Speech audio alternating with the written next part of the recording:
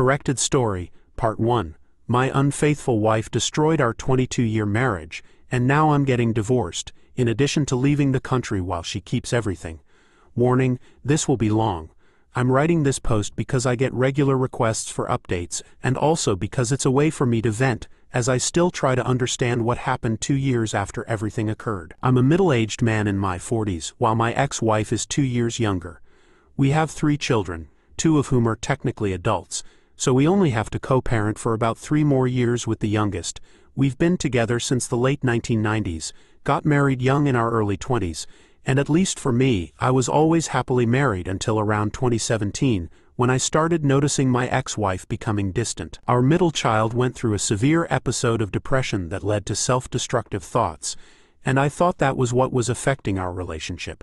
At the time, I fully agreed that we should both prioritize our child, and I thought our marriage was strong enough to survive a couple of years without as much intimacy or time together as a couple, prioritizing our child's mental health.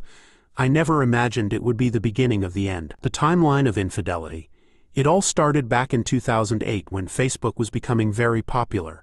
We all used it and would send friend requests to everyone we had ever known. My ex-wife sent a friend request to her ex-boyfriend that summer. They had dated when she was 17 and he was almost 23. About a year before we met, he had ignored her back then and probably cheated on her, which is why they broke up. Despite this, they started talking again and decided to meet up, which led to them getting together 2 or 3 times a week during the last 4 months of 2008 and until March 2009. They met during the day at my ex-mother-in-law's house and had encounters in an empty room. At the time, my ex was studying for her bachelor's degree, and I was financially supporting the family so she could focus on her studies. We had 3 young children, and while I noticed my ex-wife was distant, it coincided with the economic crisis and my loss of employment. I thought her attitude was due to financial stress and disappointment in me. I had always been very careful with our finances, so we had savings, and I found another job quickly. But now, looking back, I realize that wasn't why she was distant. The affair eventually died down, mainly because her lover was also in a relationship at the time and had children. He began pressuring her to leave me, but she didn't want to. After that, they spoke sporadically, from 2011 to 2013. They met one more time in the summer of 2013 and had an encounter in the front seat of his car, while 2 child safety seats occupied the back seat. What an ironic and pathetic image. After that, there was no contact until the spring of 2017. At that time, her lover reached out to my ex again, telling her he was in the process of divorcing and wanted to know her situation. It was all a lie. I spoke with his wife later and confirmed they were not divorcing. I think he simply wanted to make sure he had my ex as an option before branching out. And my ex, of course, jumped at the chance.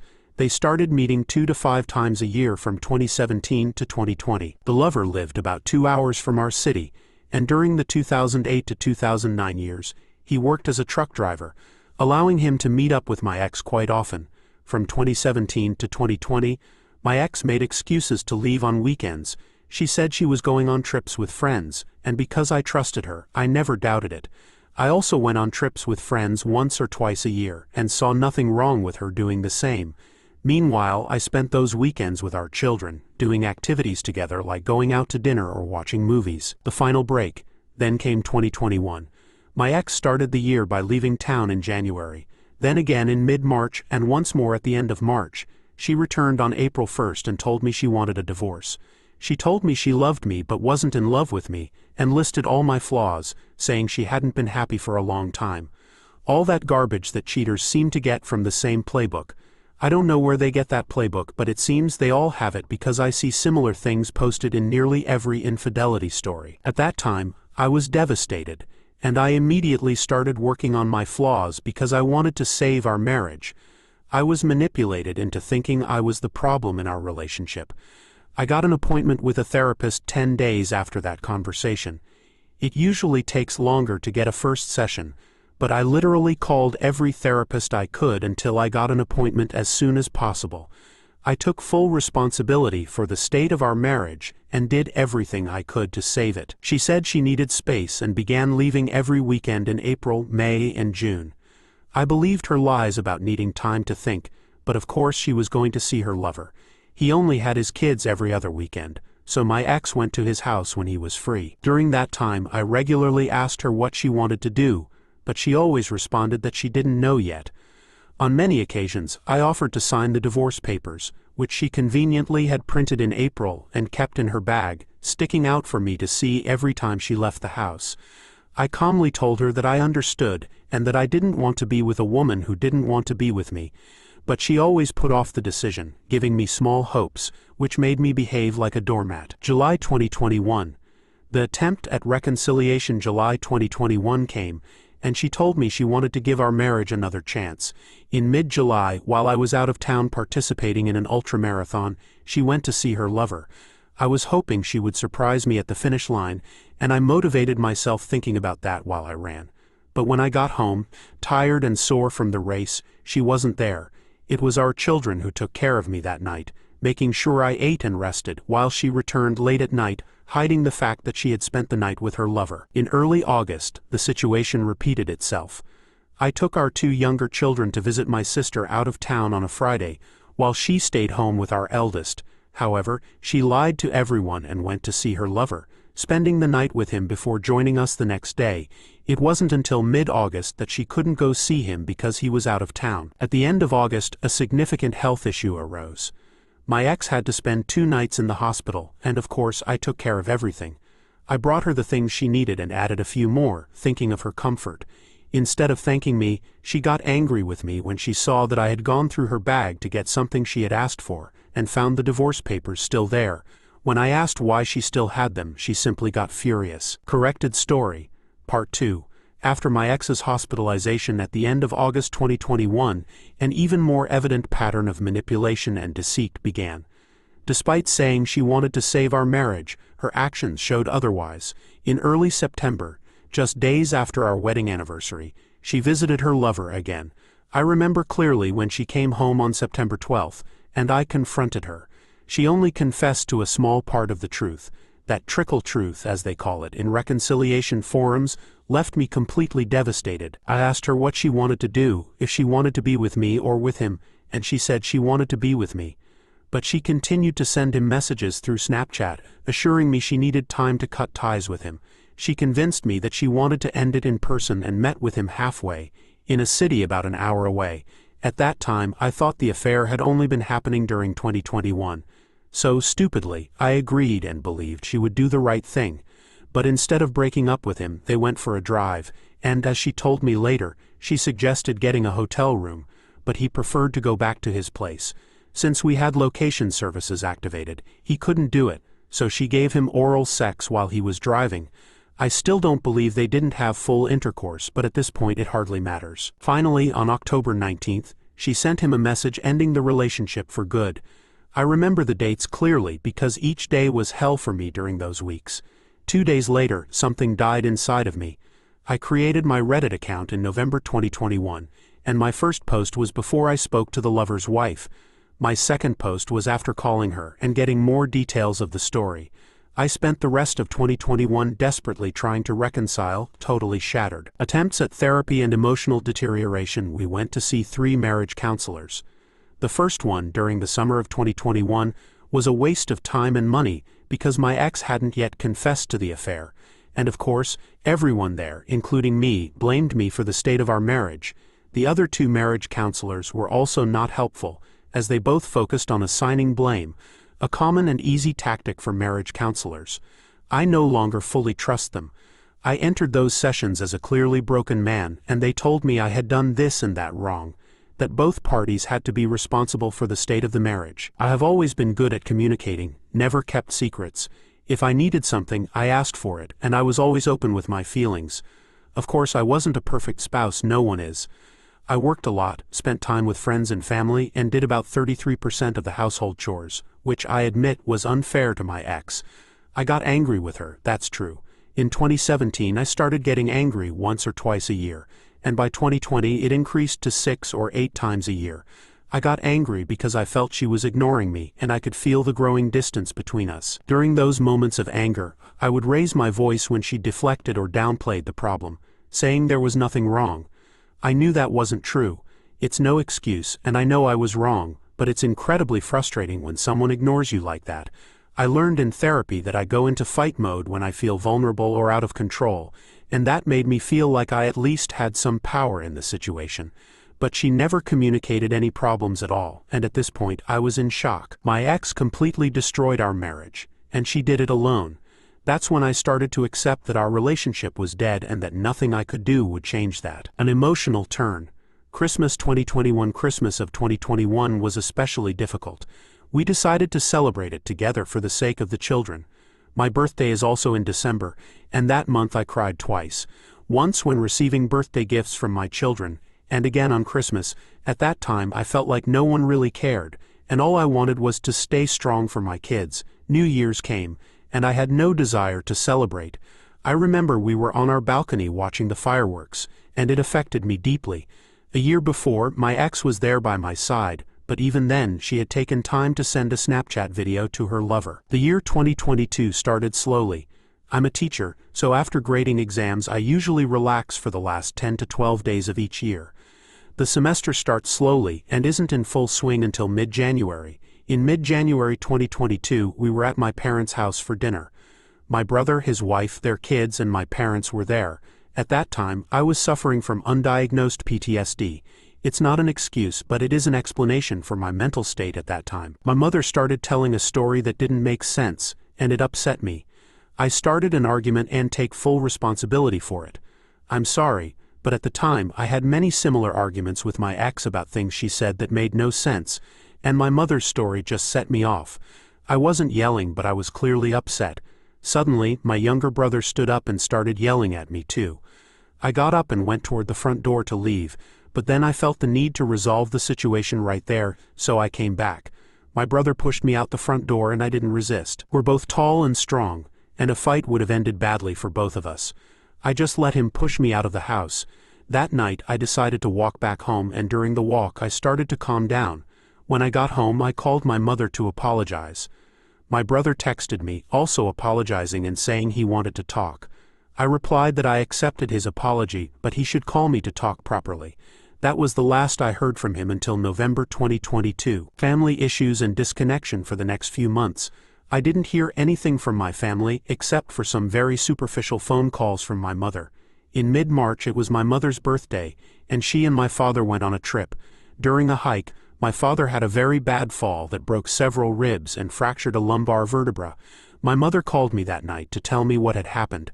I insisted on driving there so she wouldn't have to do it alone in the dark, but on the way she asked how I was doing, and I told her the truth, that I was severely depressed, having self-destructive thoughts, and had even gone to get tested for STDs because my ex had just admitted to having unprotected sex with her lover. I told her how humiliating it was for me to have to go to an STD clinic at my age, believing we had always practiced safe sex. I haven't had sex with anyone else since the late 1990s. Her response was cold. Well, that's what people do when they have an affair. My mother has always been like that, justifying others' behavior and manipulating with guilt. At that point I changed the subject and stopped telling her how I felt. At the end of March, my brother sent an email to my wife claiming he was concerned about her and our children, and saying that I was clearly abusive. He encouraged her to leave me and said he would support her in whatever she needed. My wife took several days to show me the email, and when I saw it, I asked her to respond refuting those accusations. She did, but not right away. This was the first clear sign that my brother had decided to take sides and not mine. My mother and brother continued to interfere. In May 2022, my brother sent a second email to my ex, doubling down on his accusations, and then another one in June. My ex finally responded more firmly, saying those accusations were nonsense and that if anyone had mistreated anyone, it was her mistreating me. By then, I was beyond exhausted. I had no strength left to keep fighting for a marriage that was already dead. Decision to separate for good in June 2022, I asked my ex to move out. She went to live with her mother, and I stayed in the house with the kids. Sometimes I would leave for a few days so she could be home with them, trying to maintain some normalcy for our children. Shortly after moving out, she received a call from my mother, who had never bothered to respond to the emails I sent asking for respect and support. My mother told my ex that she supported her, and that if she needed anything, she could count on her. That was the final straw for me. I realized my family was never on my side and that I needed to move forward alone. Shortly afterward, in July 2022, I received a call from my father. At first, he was understanding, but when I mentioned how betrayed I felt by my brother, his response was, "You do realize you're talking about my son, right?" My heart sank, and I ended the conversation. Since then, I've decided to cut ties with my family. I haven't seen them since, and although it was painful at first, I have slowly started to accept that it's for the best for my mental health. Corrected story, Part 3. After deciding to cut ties with my family in July 2022, I finally began focusing on myself and my children. It was the first time in a long time that I was no longer chasing a relationship that had died years ago, and I began to see small glimpses of hope for my future. I began investing more time in activities that brought me peace and satisfaction, such as running and woodworking. These hobbies, along with spending quality time with my children, helped me rebuild some of my self-esteem that had been shattered by my ex and my family's betrayals. I began to realize that despite everything that had happened, I was still standing. I was still here, and I still had the power to make decisions for myself. I started looking for a therapist who specialized in helping people recover from traumatic relationships, and was lucky to find one who was a good match for me. She helped me process my feelings of betrayal, grief, and anger. For the first time, I felt validated, and I started to understand that the way I had been treated was wrong and that I deserved better. It was a long process, but slowly, I began to forgive myself. I forgave myself for not seeing the signs earlier, for not ending things sooner, and for allowing myself to be treated as if I didn't matter. I forgave myself for the mistakes I had made during my marriage. I realized that I was not responsible for my ex's infidelity or for her decision to destroy our family. I also began setting clear boundaries with her, which was difficult at first but necessary for my healing. My children were my biggest motivation to keep going. I wanted to show them that it was possible to rebuild a life after experiencing something so painful. I also wanted to show them what healthy relationships look like. I tried to be open with them about what was happening, without burdening them with details they didn't need to know. I wanted them to understand that their father was doing his best, even if things were far from perfect. By the fall of 2022, I started noticing a change in myself. I was less anxious, and the constant sense of dread that had been hanging over me began to fade. I started enjoying the small moments again, going for a run on a crisp autumn morning, making breakfast for my kids, or even just sitting down with a book. I felt like I was slowly coming back to life. At the same time, my ex continued to make things difficult. She would come to the house unannounced, criticize my parenting, and try to make me feel guilty for the decisions I had made. It was challenging to stay calm in those moments, but I had to remind myself that I was no longer responsible for her happiness or well-being. My focus was on my children and myself. I had wasted enough years trying to make her happy, and it had never been enough. My therapist helped me develop strategies to deal with my ex's manipulation and emotional outbursts. I learned how to remain neutral, not give her the reaction she was seeking, and set clear boundaries regarding our interactions. It wasn't easy, but over time, I noticed that her attempts to provoke me became less frequent as she realized she could no longer control me. By December 2022, I felt ready to start moving forward in other aspects of my life as well. I decided to sell the house. It was a difficult decision because it had been our family home for over a decade, and there were so many memories tied to it. But at the same time, it was also a place filled with pain and betrayal. I knew I needed a fresh start, and I wanted a home where I could create new memories with my children, free from the ghosts of the past. The process of selling the house and finding a new place was both exciting and terrifying. It was a big step, and there were moments when I doubted myself. Was I doing the right thing? Would my children resent me for selling the only home they had ever known? But in the end, I knew it was what I needed to do for my own well-being, and ultimately, for theirs too. We found a new home in a different part of town. It was smaller, but it was perfect for us. It felt like a new beginning, and for the first time in a long time, I felt hopeful about the future. We moved into our new home in early 2023. It was a lot of work, but my children helped me, and it became a bonding experience for us. We painted the rooms together, unpacked boxes, and slowly made the new house our own. It felt like a fresh chapter, one that I was writing on my own terms. In the spring of 2023, I decided to re-enter the dating world.